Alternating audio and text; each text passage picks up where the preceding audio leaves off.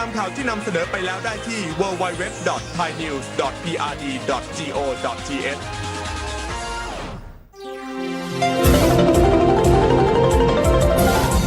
วิทยุแห่งประเทศไทย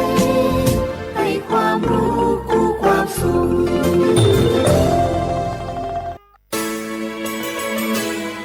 สถานีวิทยุกระจายเสียงแห่งประเทศไทยจังหวัดเชียงใหม่ AM 1476 กิโลเฮิรตซ์สถานีวิทยุภาคภาษาชาติพันธุ์แห่งเดียวในประเทศไทยที่มีความทันสมัยเชื่อถือได้สร้างอัตลักษณ์กลุ่มชาติพันธุ์สู่สากล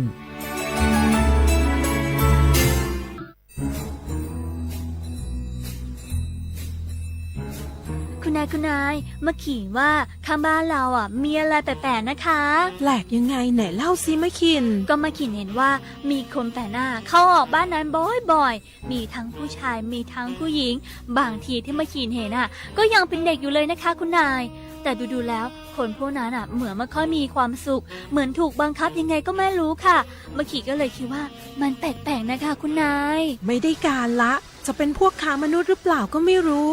คงต้องแจ้งสายด่วน DSI 1202ให้มาตรวจสอบซะแล้วขอบใจนะมะขินที่ไม่ปล่อยผ่านเรื่องน่าสงสัยแบบนี้คุณผู้ฟังเองก็เช่นกันนะคะร่วมเป็นส่วนหนึ่งในการป้องกันการค้ามนุษย์แจ้งเบาะแสได้ที่ศูนย์ต่อต้านการค้ามนุษย์กรมสอบสวนคดีพิเศษสายด่วน1202 Together We Can หยุดค้าคนโดยสำนักประชาสัมพันธ์เขต 3 กรมประชาสัมพันธ์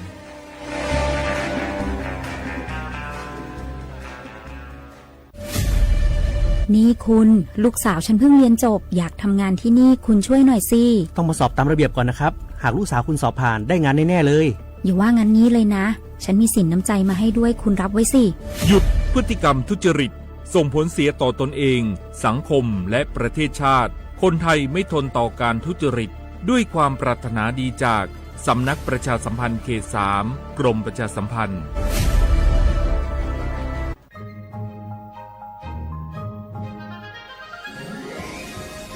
Explore bustling markets adorned with the hues of traditional Lana textiles, each piece weaving stories passed down through generations. The Lana creative economy is a living museum, breathing new life into ancient practices.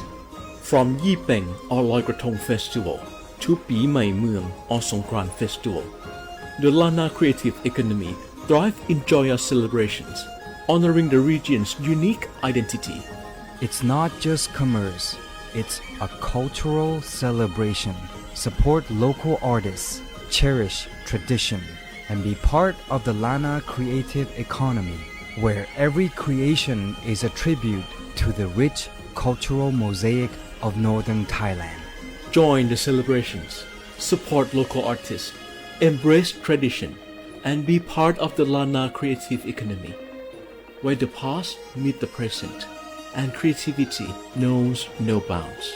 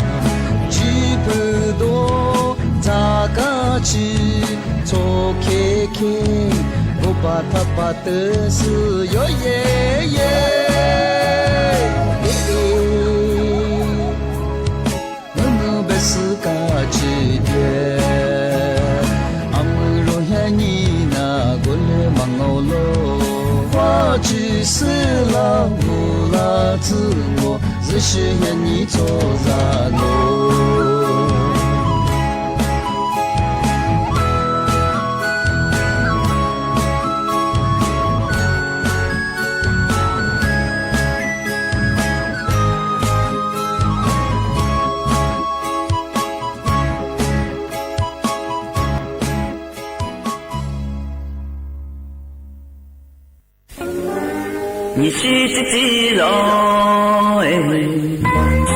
阿是你那我，阿面面的面那我，你那你容我，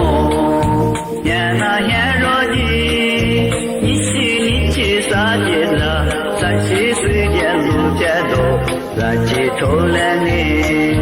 啥来帮来呢？其实请你若做着来呢？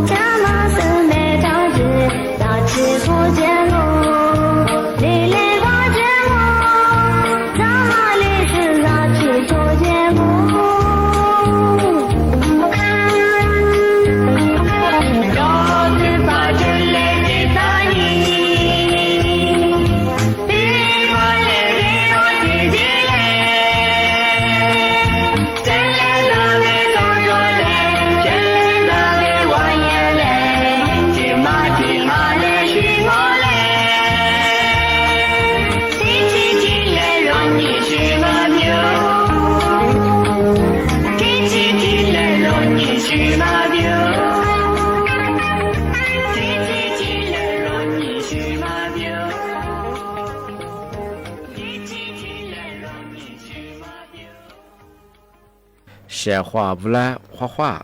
你呢触摸画你寂寞，历史我都知道画ไปแล้ว历史我ปากกากูก็ไม่ทาเจียงใหม่งาสถานีวิทยุกระจายเสียงแห่งประเทศไทยจังหวัดเชียงใหม่ยีมือฉายีระบบยุความถี่งปัญญา AM ที่ตัวลี่ยาชิดโฉฮึกว่าดูจับที่ยินทาวเฟซบุ๊กไลน์ไงยี่เพจของประเทศสวทเชียงใหม่ AM 1476กิโลเฮิรตซ์ที่เรียนไล่จังรายการลิซุงปัญญาที่ยินมาคือหญิงขวาด้วยในแนวที่ขวาที่มูรอที่ขวา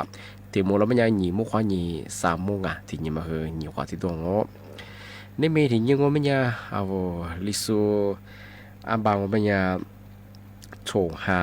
สตินี่ในเมที่ยินมาคือฟูนี่ยิโคยิโตยิจิลิโคที่ปัญญาไทยบางปัญญาชีหาสุดโฉยังไงนี่มีถึงยังมาคือนั่นยิงไงวันอังคารที่16ไงเดือนกรกฎาคมไงพศ2567ที่เข้ามาของงานที่นี่คือนี่เนี่ยคือเชื่อว่าถึงมาปีใหม่ถึงมาสุดจริงใช่ไงถึงมาคือไม่แท้ถึงมูลว่าปีใหม่ที่โยงงานถึงมาคือนี่เนี่ยคือถือว่าปีใหม่ใช่ไงเมื่อสังปัญญาเชื่อว่าการถึงมาปีใหม่สุดจริงใช่บางปัญญาไง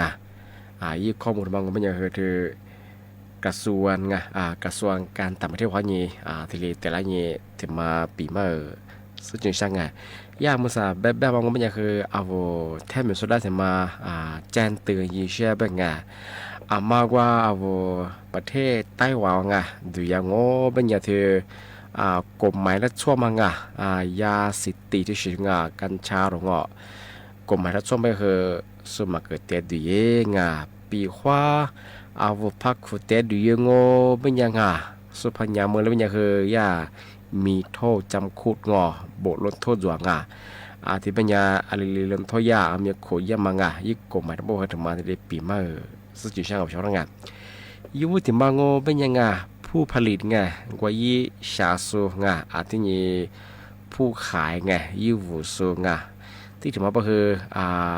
ผู้ขนส่งกว่ายี่ส่งสูบที่ซาซึมังเน็ตซึ่งว่าเป็นยังเฮโรอีนนี่มาถึงว่าก็คือมอร์ฟีนสามารถถึงว่าคือโคเคนยี่โท่งมันยังปัญหาชีวิตมันก็คือจำคุกตลอดชีวิตไปที่เลือเบี้ยเฉียงปีความพันอย่างมันยังนี่มาถึงมองว่าเป็นยังปรับไม่เกิน30ล้านดอลลาร์ไต้หวันชอบที่ถึงมองว่าเป็นยาอีอันนี้คือยาไอกัญชาจำคุก10 ปีบ้างคุบบิวสคุบเบจำคุกไม่คือตลอดชีวิตคุบบิวก็คือที่เลือเบี้ยเฉียงผู้บับพระเจ้าก็ไม่ยังคือปรับไม่เกิน15 ล้านดอลลาร์ไต้หวันที่ถึงมางไม่ยังมอบให้ผู้อื่นกว่าสุราเกือมางสุราหม้อยังก็ไม่ยังคือเฮโรอีนมอร์ฟีนโคเคนจำคุกที่โคข้อนี้ฉีกขดซึที่เบี้ยไปถึงที่นี่ผู้บ่าวพักโคจาบังก็มันคือปรับไม่เกิน1 ล้านดอลลาร์เงินไต้หวันของที่นี่ยาอียาไอกัญชามันยังจำคุกบัตรโฉมมาข้อนี้ขวดเสือที่เบี้ยไปถึงผู้บ่าวพักโคจาก็มันยังปรับไม่เกิน700,000 ดอลลาร์ไต้หวันที่ถึงมองก็มันผู้เสพกว่ายี่จาสูยี่ชิสู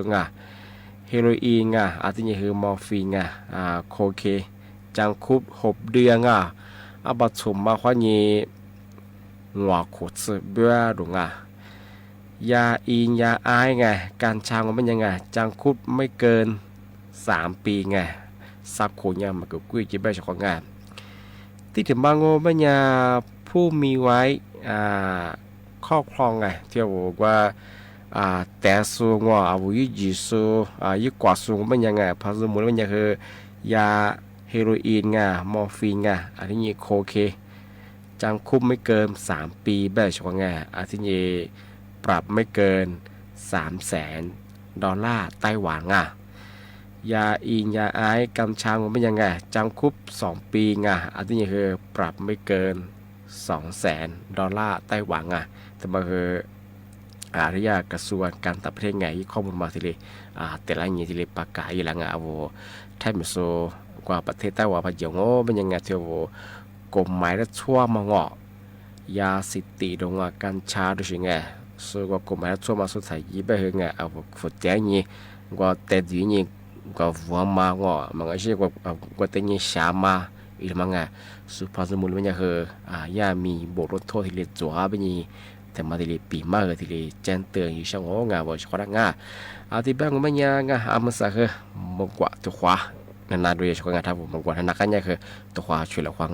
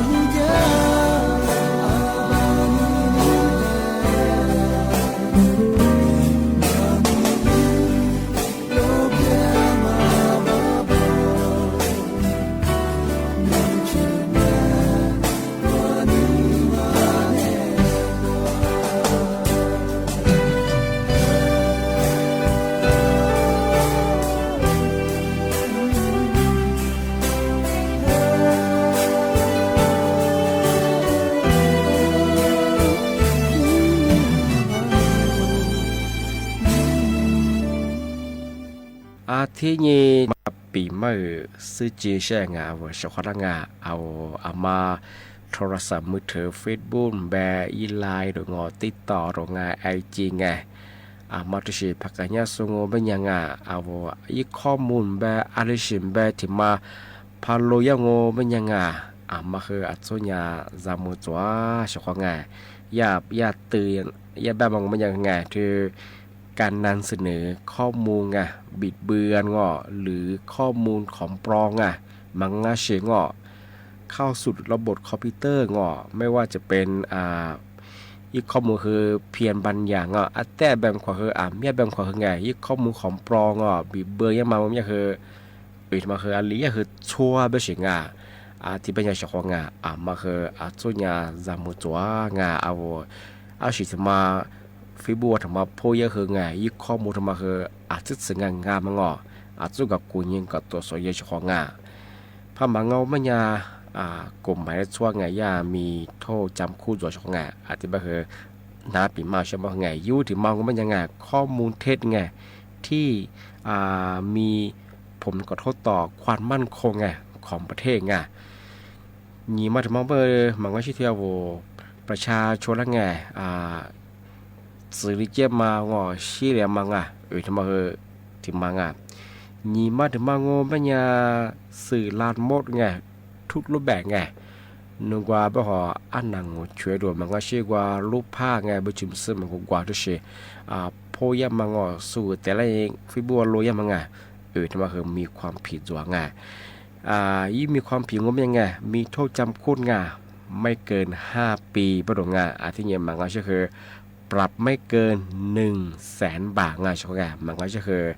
ถามปรับถามจัดทิริยางานมาขยาตามพรบงานว่าด้วยการกระทำความผิดไงเกี่ยวกับคอมพิวเตอร์พศ2560ไงมาตราที่14ชกงานเอาชกงานมาคือจุญาจามุจัวชกงานเอายุข้อมูลมาเสื่องยุปองโลยังมาไงนี่คือข้อมูลเกี่ยวกับความมั่นคงของประเทศไงที่ชีพเยบคือไงมีความผิดจัวชของงานที่ถึงบางวันปัญญาปีขวารูปภาพแบคลิปวิดีโอแบไงว่าสูแต่ละเงี้ยตัดต่อยี่ไงโลยมามังไงยี่มังมันยังไงมันคือยี่มีโทษจำคุกไงไม่เกิน3 ปีแบงไงที่นี่คือปรับไม่เกิน200,000 บาทไงมันก็คือทำปรับทำจัดงอผู้บ่าวโคจะโคเบื่อใช่ไหมไงมาเคยยาตามพรบไงว่าด้วยการกระทำความผิดไงเกี่ยวกับคอมพิวเตอร์แบบใช่ไหมไงพศก็คือ2560ไงมาตราที่16ไงมาคืออัศญาจามุจัวไงโนยุบุมแบบคลิปวิดีโอแบบไงกว่าแต่ละนี้มางานต่อยิงกว่าสุดท้ายข้อมูลเกลือมองข้อมูลเท็จไงที่ชื่อพาโลยังไงทำมาคือสุภาษิตเนี่ยพันยังมันเรียกคือยี่มีโทษที่จั่วไปคือไงมาคือเอาเชี่ยวข้าทางมาที่ปีเมื่อที่สุดจริงชอบง่ายที่บ้างงมันยังไงนี่เนี่ยคือเอาเชี่ยวได้ว่าปีมาคือที่แรกจงงไงที่ไปคืออาจารย์ที่มุลวะยี่โมควายี่3 โมงวันถึงความมุลละความชอบกันนี่เนี่ยเอาเชี่ยวท่าวิทยุควายี่นันนาจัสโซมังงาชิตาฟิบควายี่ตุยโซนน่าสุดคือคือบ่มงาว่าเชี่ยวว่าโจชิจัวมาฟูซาชิดว่าคือมีว่าจริงที่นี่แก่ที่เนี่ยว่าคือด้วยคืออะไรกว่าเยอะคือมียินจาคือว่าจาว่าดูเจงที่นี่แก่ที่เนี่ยว่าคือด้วยคืออะไรกว่าเยอะไงข้อความกูเจงชอบไงที่เนี่ยคือมือสังโง่ปัญญางที่เกิดตัวคือมือหาคือลีจะมือหาคือเลียมีอยู่ว่าหาคือเยอะเอาโลชิโซอิสมาจัสบะเฮงแล้วก็หมดที่ใกล้เชียจูกูตัวนี้คือโลชิงแต่ก็ตัวงมันยังมือหาลีเนี่ยคือจักุญญาเชียจักุญญาแหละจักุซิลโลชิคือเนี่ยแต่ก็เนี่ยถ้าชิมจริงเอาว่าคือพอชิมมันยังคือจักุกุลคืจักุแต่พักกูบะคือมือหาลีเนี่ยจักุzuy là nhà vô lục phối na ngà mà khơi nhà anh ta lại cho không ngà mà khơi số nhà ra một chỗ ngà thế như khơi mở hà lít ra ngô bên nhà ngà mở hơi thế cứ thổ เมื่อฮัทโทใส่เลยเบอร์กูเดือแหล่เลยเบอร์หน้าเราหัวงอช่วงอาจจะไข้หวัดใหญ่เกลียงอ่ะอันที่คือเมื่อฮัทลิจะไปถือไข้เลือดออกไงไข้มาเรียคือจวงไงแหกถุงมานางอจะเป็นหน้าช่วงไงมากูเดือมากว่าสิไงช่วงหน้าฝนยังไงที่ถึงบางก็ไม่ยาเอามือฮาลิจ้างามือฮาคือพาลิจะว่าเฮมือกูเปียงอมีโลหะอยู่บ่เฮมาเฮกับปากกับเมียอิสุมบ่เฮแต่คือถ้าจ้างามีความเสี่ยงว่ามือกูเปียงมันยาเฮเอาเวลาเฮเปียอย่างลิน่าชวงามาเฮอีกขาเฮขึ้นตัวหลังมือกูเปียงไม่เคยที่เอากูดีเนี่ยคงไปคว้าว่าโทรศัพท์มือถืองอเลนี่เกิดชิจ้าโดนซึเฮโดงาทำไมบ่เฮชนิดโลหะไงกว่ายี่ดึงดูดกระแสไงลาบันยังเฮเอาแล้วจิตได้บ่เฮเอากูเดียวเฮมันกูเปลี่ยนมาเฮที่เลยอย่าเล่นหน้าไปเฉยไงเป็นมากูละเฮมาเฮที่เลยขึ้นยาปีเมาจังเอาชอบไงอาจจะเป็นยาเฮมาเฮจามโมไงเมื่อฮาเลียมกูเปลี่ยนมีให้โลหะไปจะบ่เฮกับปากกับมีซูเปอร์ถัดจังเอาหิกฝรั่งนี้นั้นนัตตาเกิดเจอชื่อหิกฝนแน่ใจชอบงานมาเฮถึงมาที่เลยปีมาสุดจริงชอบงานอาทิตย์ปัญญางาเสนเสนงานสักทีมุลงาทีมุลหนีมุ่งควานีสามมัวตัวความมุลแหลกควายชงงาเนี่ยไหนไปเฮสมมุ่งควานีจิ้มมุ่งงาทีมุลไปเฮหนีมุ่งควานีสามมัวทีนี้มาเฮหนีขวาด้วยชงงาอาจจะไปเฮนี่เนี่ยเฮเอาหัวชงงาปีมาเฮทีแรกจงงาหัวชงว่าเฮคือบุมุงงาข้อคว้าสวัสดีครับ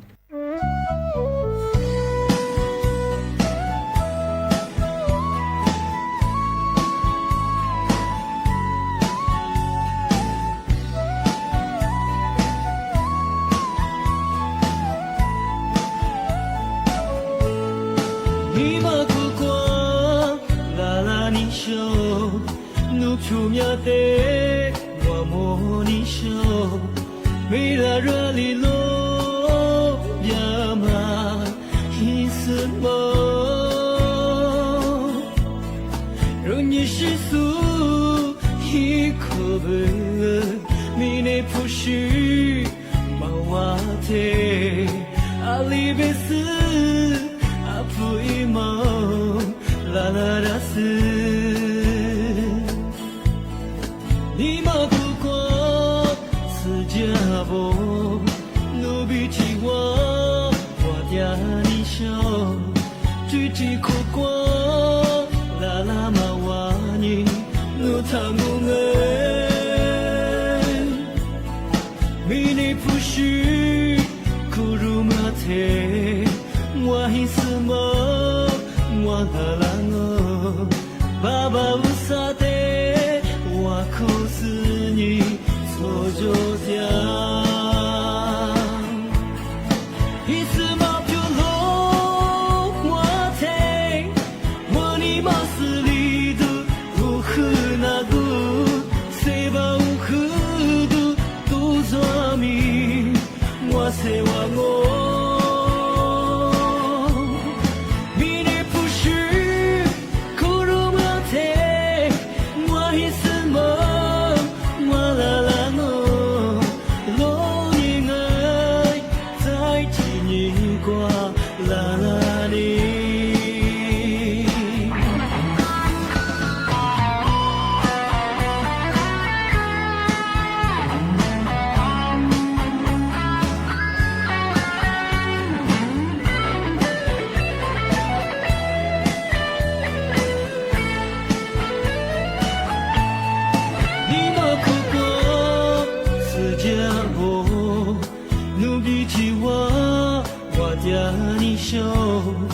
举起苦瓜，啦啦嘛哇你，努他我爱，米你不是苦如马铁，我一丝梦，我啦啦我，爸爸不萨的，我苦思你，走着家。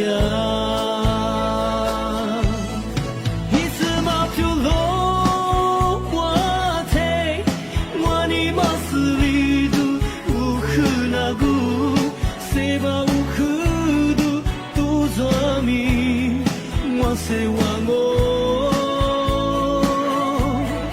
比你不是苦如马铁，我一丝梦，我啦啦我，多年来在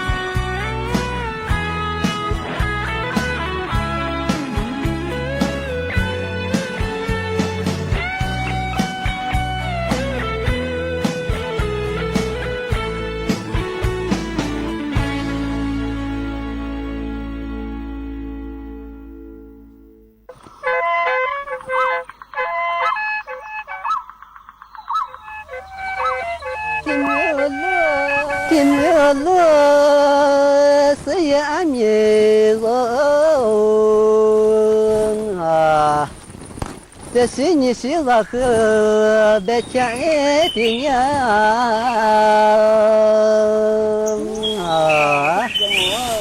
啊，大哥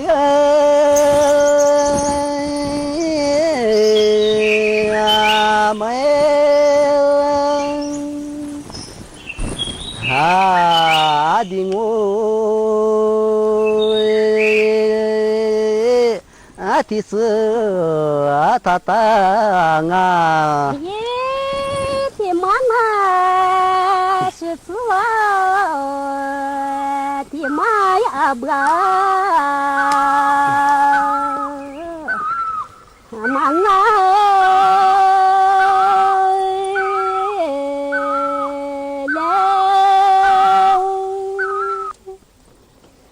啊的妈呀怎么妈啊嘞？的没有路是呀你小子，只怕啥的我那啥个那个太路一那路啊我们。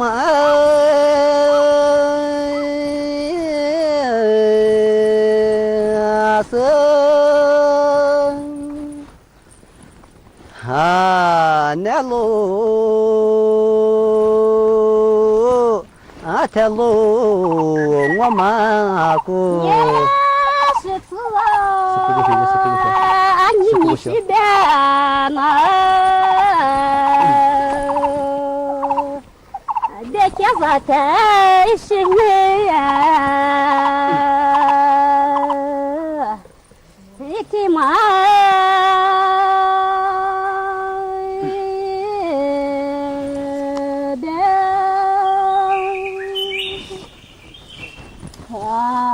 咱们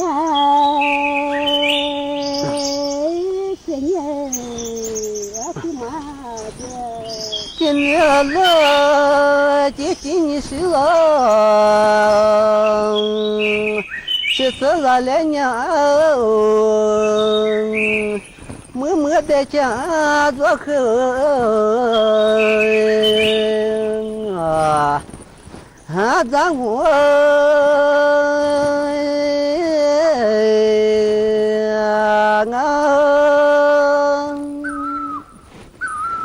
啊的我也和阿达风啊，的妈妈婆婆你么个阿婆一妈啊。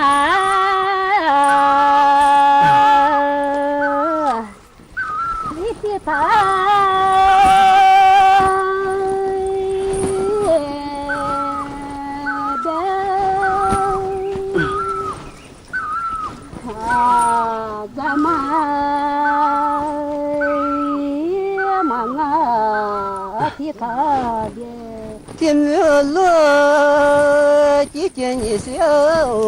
子啊，莫你他可以，你是别家去见啊，他诺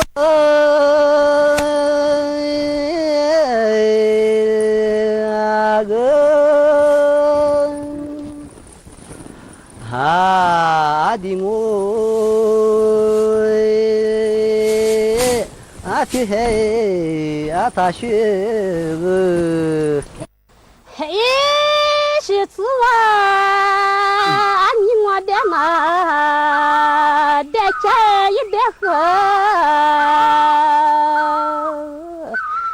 一家人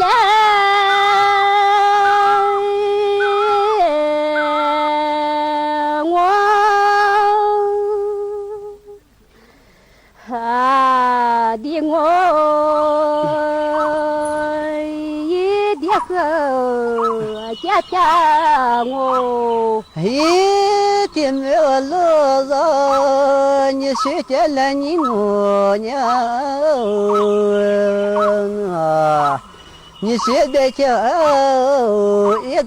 一时不啊，落地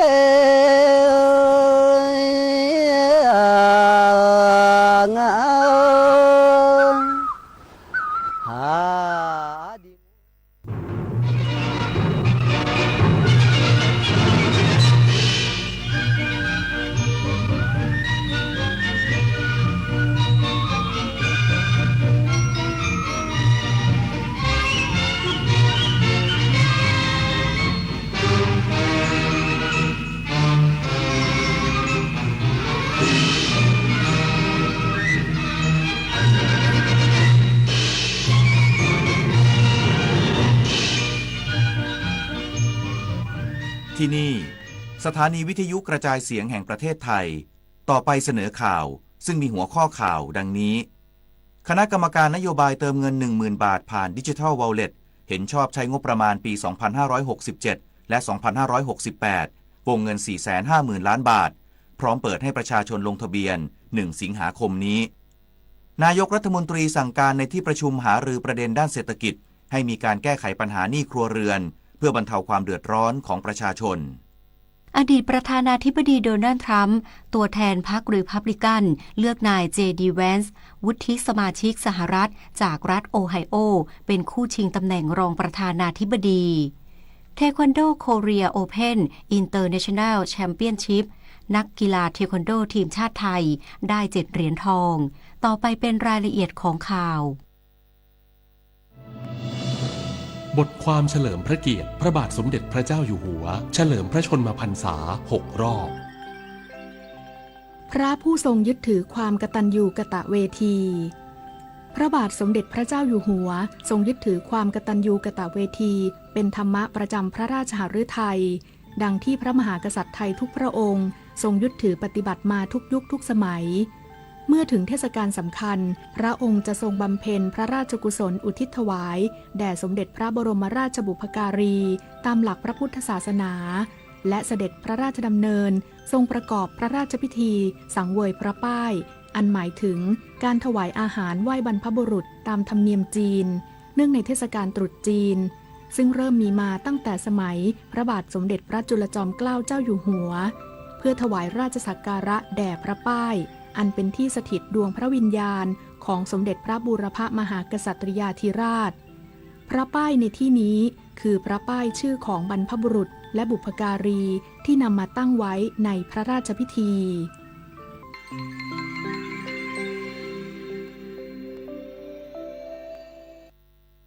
กรมการปกครองซักซ้อมขบวนอัญเชิญน้ำพระพุทธมนต์ศักดิ์สิทธิ์เฉลิมพระเกียรติพระบาทสมเด็จพระเจ้าอยู่หัวเนื่องในโอกาสพระราชพิธีมหามงคลเฉลิมพระชนมพรรษา6 รอบ 28 กรกฎาคม 2567 เป็นไปด้วยความเรียบร้อยสง่างามและสมพระเกียรตินายอันสิทธิสัมพันธรัตน์อธิบดีกรมการปกครองกล่าวว่าจากการซักซ้อมขบวนอัญเชิญคนโทน้ำพระพุทธมนต์ศักดิ์สิทธิ์ไปยังวัดพระเชตุพนวิมลมังคลารามราชวรมหาวิหารและการซักซ้อมขบวนเชิญพระเต้าปทุมนิมิตทองนาคเงินไปยังพระที่นั่งอมรินทรวินิจฉัยในพระบรมมหาราชวังเพื่อทูลเกล้าทูลกระหม่อมถวายพระบาทสมเด็จพระเจ้าอยู่หัวเนื่องในโอกาสพระราชพิธีมหามงคลเฉลิมพระชนมพรรษา6 รอบ 28 กรกฎาคม 2567 วันนี้เป็นไปด้วยความเรียบร้อยและสง่างามพร้อมทั้งได้กำชับเจ้าหน้าที่ที่เกี่ยวข้องทั้งหมดนำปัญหาและอุปสรรคที่พบจากการซักซ้อมหาแนวทางป้องกันแก้ไขเพื่อให้พิธีอัญเชิญคนโทน้ำพระพุทธมนต์ศักดิ์สิทธิ์ไปยังวัดพระเชตุพนวิมลมังคลารามที่จะมีขึ้นในวันที่ 25 กรกฎาคมนี้และขบวนเชิญพระเต้าปทุมนิมิตทั้ง3ขึ้นทูลเกล้าทูลกระหม่อมถวายพระบาทสมเด็จพระเจ้าอยู่หัวที่พระที่นั่งอมรินทรวินิจฉัยในพระบรมมหาราชวังที่จะมีขึ้นในวันที่ 28 กรกฎาคมนี้เป็นไปด้วยความเรียบร้อยสง่างามและสมพระเกียรติที่สุด ในการจัดที่ขบวนซ้อมให้เหมือนจริงวันจริงก็จะทำให้เหมือนซ้อมอะไรที่ขาดตกบกพร่องอะไรที่อาจจะมีติดขัดอยู่เนี่ยเราก็จะเอาสิ่งที่เรื่องการซ้อมใหญ่วันที่15เนี่ยมาเพื่อจะทำให้รูปขบวนเนี่ยเป็นไปด้วยความสมบูรณ์ที่สุดโดยแต่ละคนก็จะมีความเข้าใจว่าจะมีการเดินมีจังหวะแล้วก็จะมีช่วงเวลาที่จะต้องเข้าไปถึงอุโบสถยังไงพยายามที่จะเอาบทเรียนวันที่ซ้อมมาดูแล้วก็ให้เจ้าหน้าที่ทุกคนเอาในเรื่องที่เป็นติดขัดในรายละเอียดก็จะแก้ไขให้สมบูรณ์การไฟฟ้าฝ่ายผลิตแห่งประเทศไทยขับเคลื่อนโครงการห้องเรียนสีเขียวเฉลิมพระเกียรติพระบาทสมเด็จพระเจ้าอยู่หัวเนื่องในโอกาสพระราชพิธีมหามงคลเฉลิมพระชนมพรรษา6 รอบ 28 กรกฎาคม 2567 นายเทพรัตน์เทพพิทักษ์ผู้ว่าการไฟฟ้าฝ่ายผลิตแห่งประเทศไทยหรือกฟผ.เปิดเผยว่ากฟผ.ร่วมกับกระทรวงพลังงานส่งมอบห้องเรียนสีเขียว Smart Green Learning Room พร้อมปรับปรุงประสิทธิภาพพลังงานภายในอาคารเรียนโรงเรียนมัธยมวชิราลงกรณ์วรารามจังหวัดนครราชสีมาซึ่งเป็นหนึ่งในโครงการเฉลิมพระเกียรติพระบาทสมเด็จพระเจ้าอยู่หัวเนื่องในโอกาสพระราชพิธีมหามงคลเฉลิมพระชนมพรรษา6 รอบ 28 กรกฎาคม 2567 โดยห้องเรียนแห่งนี้ติดตั้งระบบไฟฟ้าโซลาร์เซลล์พร้อมใช้อุปกรณ์ไฟฟ้าประสิทธิภาพสูงเบอร์ 5 ส่งผลให้ผลิตไฟฟ้าทดแทนการใช้ไฟฟ้าของอาคารได้ประมาณ 21,500 หน่วยต่อปีลดการปล่อยก๊าซคาร์บอนไดออกไซด์กว่า 11 ตันต่อปีสามารถลดค่าใช้จ่ายด้านพลังงานให้แก่โรงเรียนรวมทั้งสามารถขยายผลองค์ความรู้ด้านการอนุรักษ์พลังงานและสิ่งแวดล้อมแก่นักเรียนในพื้นที่คณะกรรมการนโยบายเติมเงิน 10,000 บาทผ่านดิจิทัลวอลเล็ตเห็นชอบใช้งบประมาณปี 2567 และ 2568 วงเงิน 450,000 ล้านบาทพร้อมเปิดให้ประชาชนลงทะเบียน 1 สิงหาคมนี้วันนี้นายเศรษฐาทวีสินนายกรัฐมนตรีเป็นประธานการประชุมคณะกรรมการนโยบายเติมเงิน 10,000 บาทผ่านดิจิทัลวอลเล็ตครั้งที่ 4/2567 ที่ทำเนียบรัฐบาลพร้อมกล่าวว่าการประชุมครั้งนี้ถือเป็นการเตรียมความพร้อมสำหรับการเปิดลงทะเบียนและการดำเนินการในภาพรวมที่จะรองรับการใช้งานของประชาชนและร้านค้าโดยมอบหมายให้หน่วยงานที่เกี่ยวข้องไปดำเนินการและลงรายละเอียดเงื่อนไขของการรับสิทธิ์และมาตรการป้องกันการทุจริตมีเรื่องของรายละเอียดที่เรามาชี้แจงทำให้กระจ่างขึ้นไม่ว่าจะเป็นเรื่องของประเภทสินค้าหลายๆอย่างก็ตอกย้ำเรื่องของความชัดเจนแล้วก็เรื่องของการป้องกันการทุจริตประพฤติมิชอบครับมีการแจ้งผมเป็นการเรื่องของการแอบอ้างนะครับคอยฟังประกาศจากรัฐบาลอย่างเดียวดีกว่านะครับด้านนายจุลพันธ์อมรวิวัฒน์รัฐมนตรีช่วยว่าการกระทรวงการคลังกล่าวว่าที่ประชุมเห็นชอบแหล่งที่มาของวงเงินที่จะใช้ในการดำเนินโครงการดิจิทัลวอลเล็ตจากงบประมาณปี 2567 ถึง 2568 วงเงินรวม 450,000 ล้านบาทแบ่งเป็นงบประมาณปี 2567 จำนวน 165,000 ล้านบาทและปี 2568 จำนวน 285,000 ล้านบาทโดยปรับลดวงเงินโครงการจากเดิม 500,000 ล้านบาทเพื่อให้สอดคล้องกับความเป็นจริงรวมทั้งข้อห่วงใยจากหน่วยงานตรวจสอบที่มองว่ารัฐบาลไม่ควรตั้งงบประมาณที่สูงเกินไปส่วนผู้มีสิทธิ์เข้าร่วมโครงการยังกำหนดไว้ที่50 ล้านคนตามเดิมพร้อมตัดสิทธิบุคคลที่เคยกระทำผิดเงื่อนไขโครงการของรัฐในอดีตทั้งในนามบุคคลและร้านค้าซึ่งจะไม่สามารถเข้าร่วมโครงการดิจิทัลวอลเล็ตได้